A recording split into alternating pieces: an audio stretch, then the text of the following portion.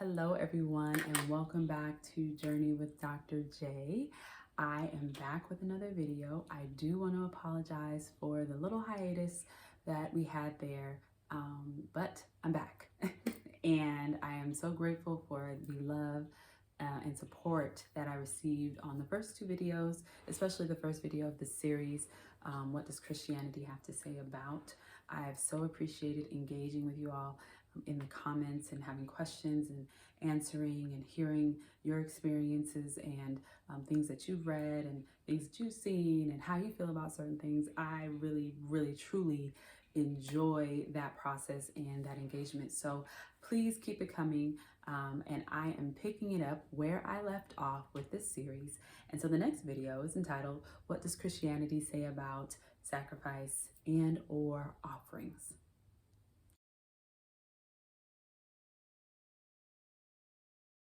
So this has been inspired by some of the controversy that I hear when people who are Christian compare Christianity to African traditional religions and in the area of sacrifice, right? So some, I don't know if all, but I know a good number of African traditional religions incorporate some sort of animal sacrifice, some sort of blood sacrifice, and other type of offerings as well. And so that is something that is deemed as paganistic or evil sometimes, not of God, whatever the case, by those who are in the Christian church. And so it was very interesting to me that this occurs. And so that is kind of what got me moving in regards to this video and the topic that we're going to be discussing. So let's get on into it and commence with our journey. So first I want to talk about the types of sacrifices and offerings that we'll find in the Old Testament. So all of this is found in Leviticus, which is also known as the Law of Moses. And when you begin reading in Leviticus, you'll see where it says, and God told Moses, or God spoke to Moses and told him these things, right? And all of these things were how God, Yahweh, and I use these words interchangeably. God is really a title. Sorry, I'm just gonna go on a little bird walk real quick, just to make sure that we're all clear in the terminology that I use. But God is a title, so it's not an actual name. God is another term for like deity, right? Or Lord is another term for deity, or king, or, all those are titles.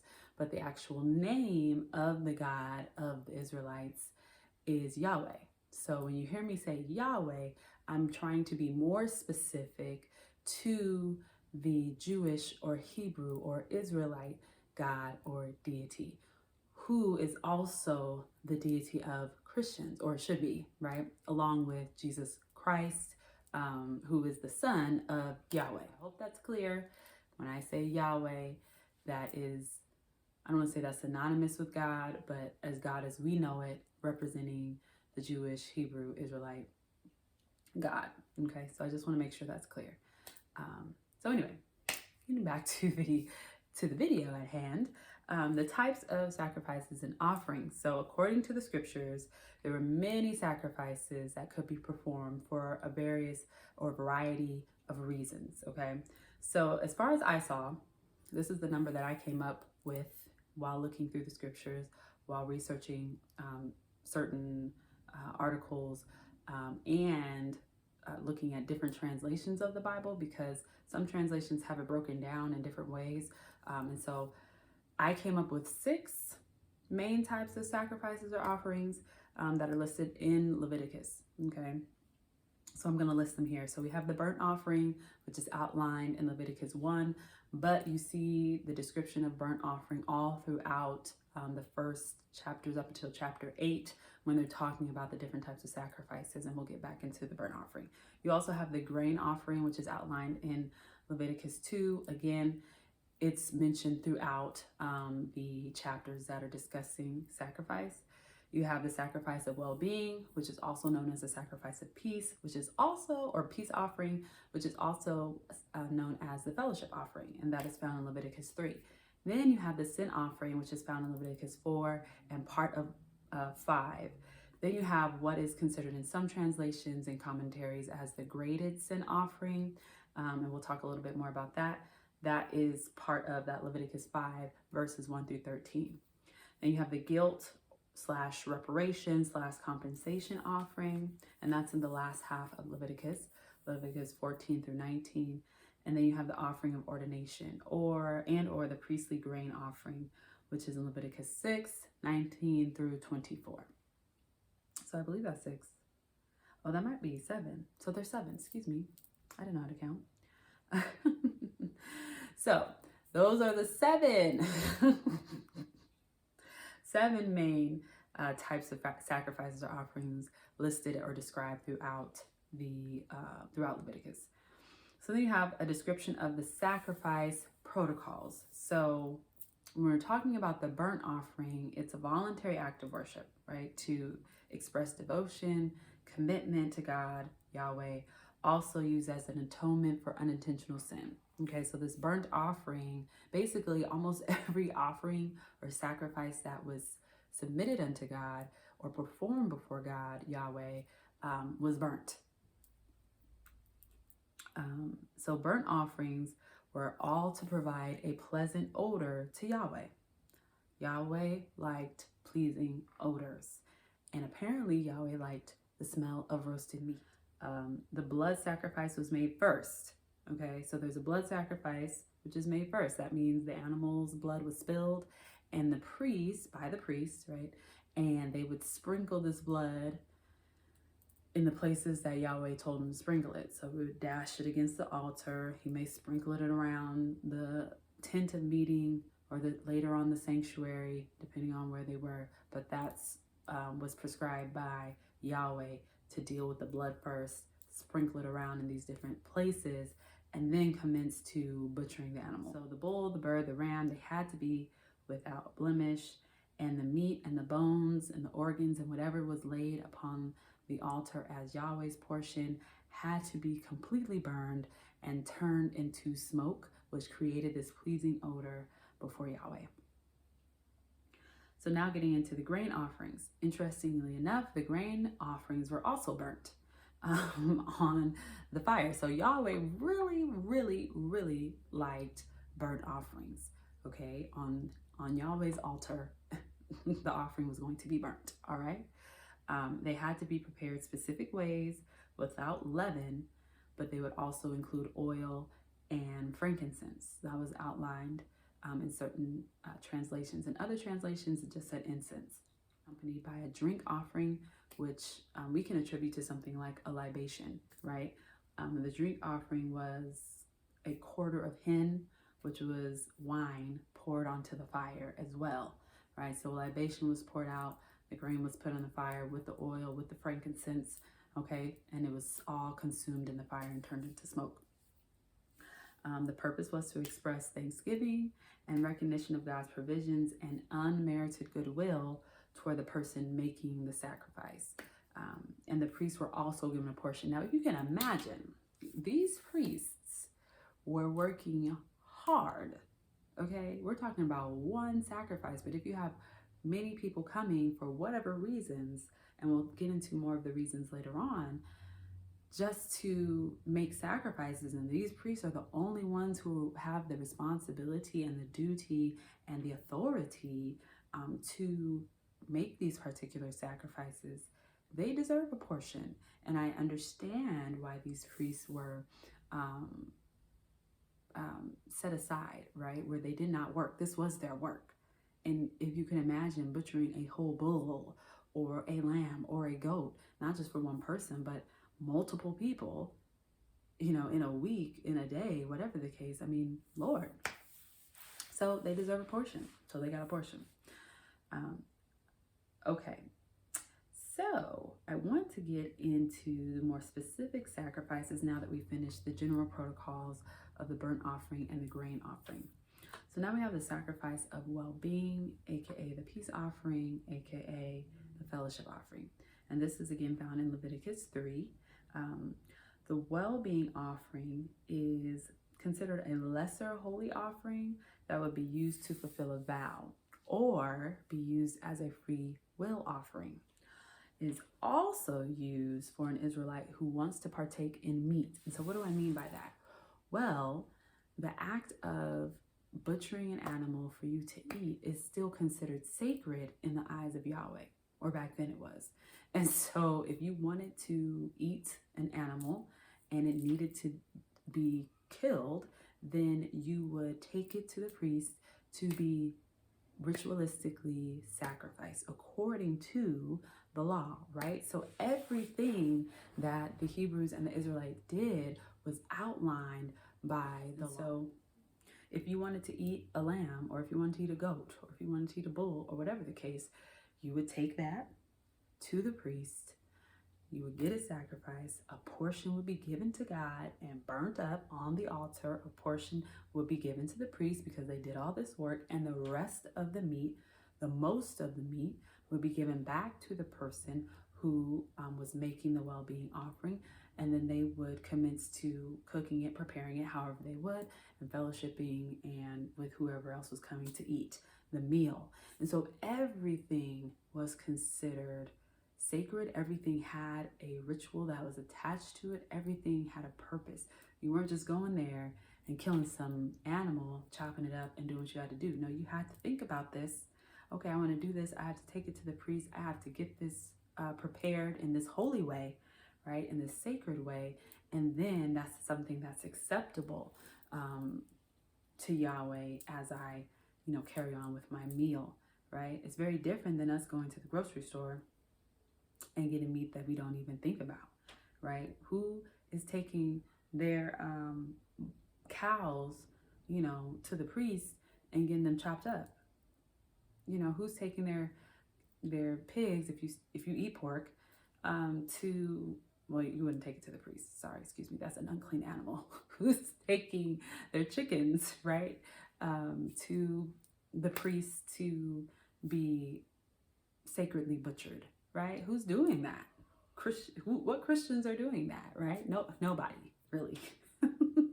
Everybody goes to the store and gets their chicken, gets their ground beef, gets their turkey, whatever the case, right? We don't even think about the life of the animal that's being taken as sacred, but Yahweh did consider it sacred. And why not? Yahweh created these animals, right? They weren't just dispensable things just for us to be consumed or just for us to consume, but they were animals that were created by Yahweh that had purpose. Part of that may be for us to consume, but they still had a purpose nonetheless. And their life was given to them by the one who was considered the creator. So therefore, why would taking that life not be a sacred act? Okay. There was also in the sacrifice of well-being, there was an elevation offering or a wave offering that was offered. And I know in church, I don't know a church, but in a lot of churches, I always hear people, let's offer a wave offering to the Lord. Okay, and we wave in our hands. Well, when you look through Leviticus, the elevation offering is also translated to a wave offering, where they would literally pick up the sacrifice, part of the sacrifice, whether it's like the right thigh or something like that, is a particular portion of the animal that had been, butchered. And then the priest waved it before Yahweh in the tent of meeting in front of the altar, right? That was the original wave offering, not us sitting up here waving our hands, okay? All right, and then also within that, there could be a Thanksgiving offering, which is outlined later on in chapter 7, verses 11, or you have what is considered the votive or free will offering, which is also outlined in Leviticus 7. And so just to give a little specifics about that, the sacrifice of Thanksgiving and fellowship was followed by a shared meal, right? They ate the sacrifice, basically, and that's what I was talking about. And then the high priest was given the breast, officiating priests were given the right foreleg. And these pieces were considered the wave offering or heave offering or elevation offering. The fat, the kidneys, and lobe of the liver were burnt as God's portion, and the remainder of the animal was for the participants to eat, symbolizing God's provision, right? Now we're getting into the sin offering. So the sin offering is found in Leviticus 4 and a little bit of Leviticus 5. And this was for if anyone did anything that was forbidden by the Lord's commandments, okay? Individually, as a community as a whole, if there was a leader who committed this sin, or a community member, okay? Then you have the graded sin offering, which is found in Leviticus 5, 1 through 13. So this is described as lesser offenses than described in chapter 4. So you may have done some sinning, but it wasn't as bad as those in chapter 4, okay? And all of those requirements are listed out. Again, it's certain animals, male without blemish, female without blemish, a burnt offering that's offered. And then you go into the guilt, aka reparation, aka compensation offering. So the sin offering is different than the guilt offering, okay? Guilt offering is outlined in Leviticus 5, verses 14 through 19. So this comes into play when a person commits a violation and sins unintentionally regarding any of the Lord's holy things. So a guilt offering is not a violation of the Lord's commandments. That is a sin offering. A guilt offering is in violation of the Lord's holy things when someone has sinned unintentionally, okay? Or an unknown sin, a false oath that was made, or someone who lied to their neighbor. And something that was interesting is that depending on the circumstances, there should be an appropriate compensation that is required. So if someone had a loss because of something that you did, you would have a 20% fine must be returned before offering the sacrifice. So the sacrifice alone is not sufficient with certain guilt sins, or something that falls in line in the guilt category, or reparation or compensation. So if I lost something and you did something to me, you best compensate me and then add 20% on that mug, okay? And then go give your offering. Don't come up here trying to give your offering and you didn't do what you were supposed to do, because then you're still guilty. Crazy, huh? Anyway, and lastly, this is probably like the one that surprised me the most. I did not know about this. And I don't know if people know about this, because I feel like if people knew about this, we would be doing it. Okay, so this is the offering of ordination. There's also a priestly grain offering worked in there. This is found in Leviticus 6, 19 through 24. And also in Leviticus 8, it's outlined when Moses is actually ordaining Aaron and his sons as a high priest and the priests. So there is a grain offering that is given that's entirely turned to smoke, okay? This is required when a priest is anointed. The reason why I say this shocked me so much was because I have been to a few ordaining services of ministers and pastors and, bishops and apostles and all of that. And I've never once seen anybody give an offering, any of the people who are being ordained, give an offering to Yahweh. Period. Like, I know we're not doing altar offerings for whatever reason. I don't quite understand, but I ain't seen nobody slide a check on the altar. I've never even seen it being required. I'm a licensed minister. I'm not ordained, so I didn't violate this. But there are some ordained ministers who I don't think an offering was given. Most people collect an offering either to bless the house or to bless those who are being ordained, as a congratulatory type of thing. But as far as I know,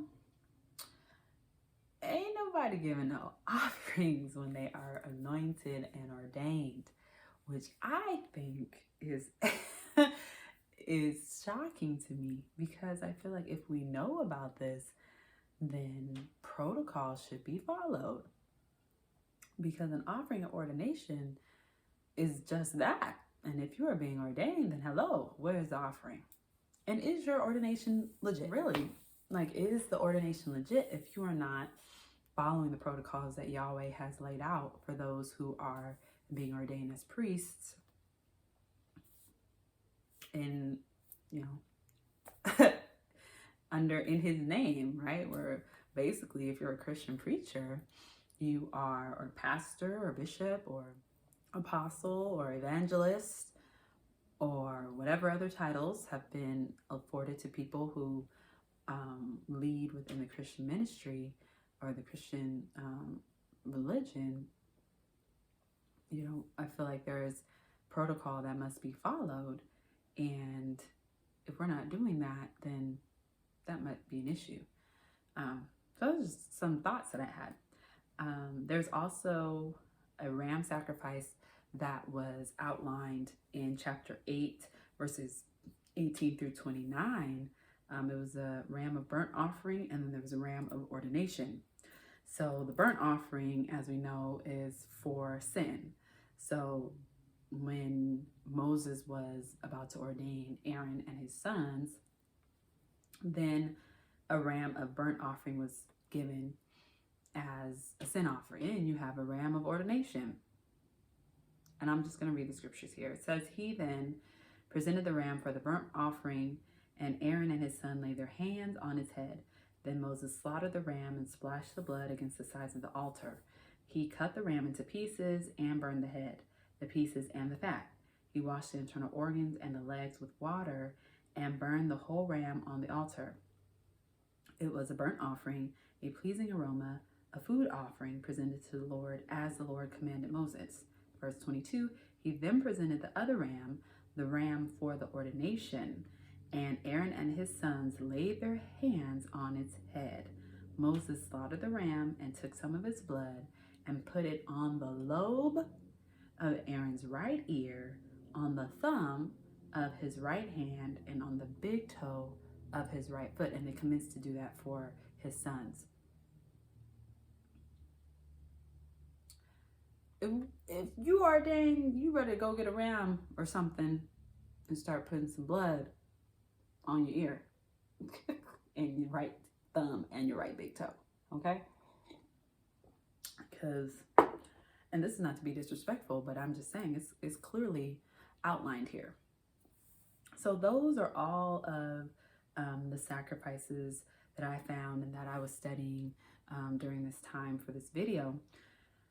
And so the question is, what does Christianity say about sacrifice and offerings? And so when I mean about Christianity, I mean Christianity, right? So this is what the Old Testament, this is what Yahweh says about sacrifice and offering. It's clear. It's very detailed, like painstakingly detailed. If you are reading Leviticus, especially the first 8 chapters, there is a line. I had to change up my the translations because I'm confused what's what. Had to look it up, all types of stuff, looking up different translations and the like.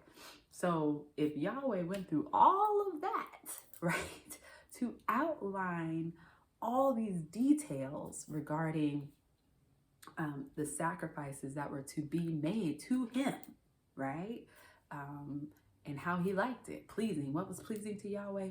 Burnt stuff, roasted meat, roasted grains, right, burnt wine. Put it on the altar. And the altar was supposed to have a perpetual fire. But we are not offering any types of sacrifices. And I wonder why.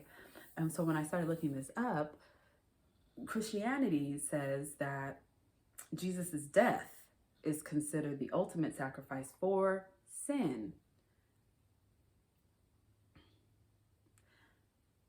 Which is okay. But there's only one sin offering.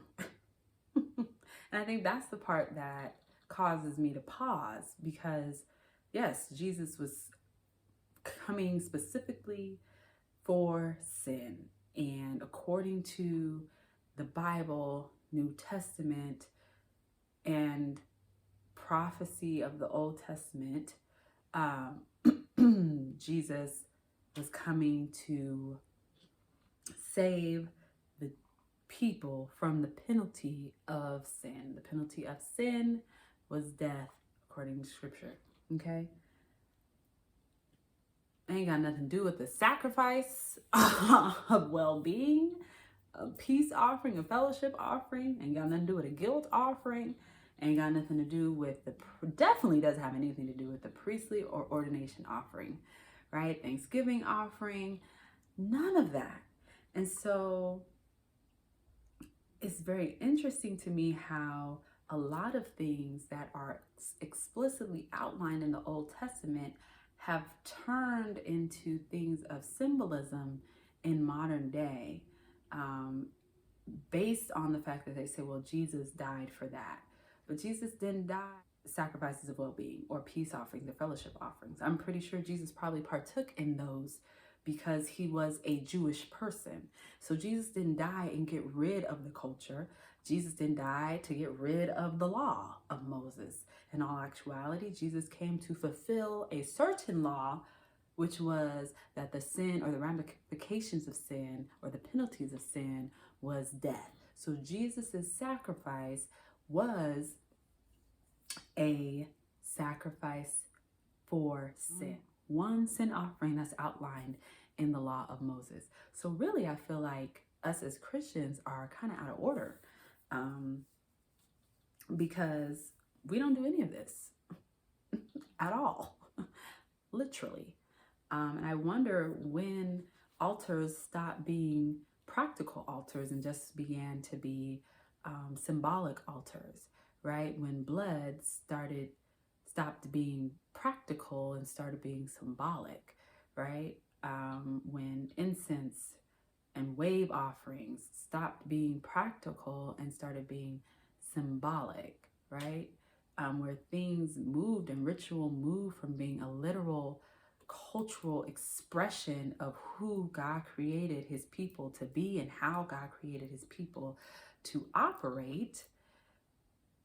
And it just moved to being something figurative and something that was put into some other type of perspective or some other type of translation, to where really nothing is really done according to the law of Moses or according to the law of Yahweh. And so it really brings me to pause, because I think it's very important for us to note that nowhere in the Bible does it say that Jesus came to get rid of the culture.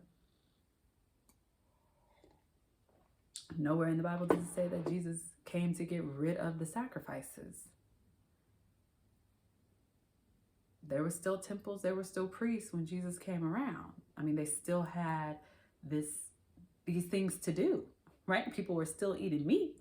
So if people were still eating meat, then that means they were still doing sacrifices of well-being, right? If priests were still being ordained, then that means they were still doing sacrifices of ordination, right? If people were still becoming guilty and trespassing against the holy things, then that means that people were still making guilt / reparation / compensation offerings, even while Jesus was in the midst and after Jesus transcended. These things were still happening, but we don't do those anymore. We don't even think about it, right? That those things are not done in churches anywhere. And I'm befuddled as to why. And so I hope this, really causes us to think and pause regarding sacrifices and how we point at other traditions. I don't say we, how the Christian church points at other traditions as if they're doing something that is foreign to that of the Christian heritage, when really the Christian heritage is an African tradition, but we'll probably talk about that later. And because it is an African tradition, you see the similarities in the ritualistic sacrifices of animals, grain, and the like. So there's really not a clear demarcation or difference between Christianity and other African traditional religions. If anything, the presence of animal sacrifice shows that there's more of a closeness or more similarity than people really think. And so we have to look through these scriptures if you're going to really understand what it is that you practice. I would advise that you look through Leviticus, in its entirety. Once I got done with the sacrifices, I started getting, I just start to see how they were supposed to live according to almost every facet of their lives. And then you look at how people who are Christian, the things that that is focused on, it's like, wow, they don't teach any of this, and I think that's very interesting. And so, yes, Christianity means that one follows Jesus, right? That's what's believed and that's what's taught. But Jesus was a Jewish person, right? Jesus was a Hebrew person. And so that means because Jesus was a Hebrew and a Jewish person, that he followed the law that his father put into place. So really, if you're a Christian, you really should be Jewish, right?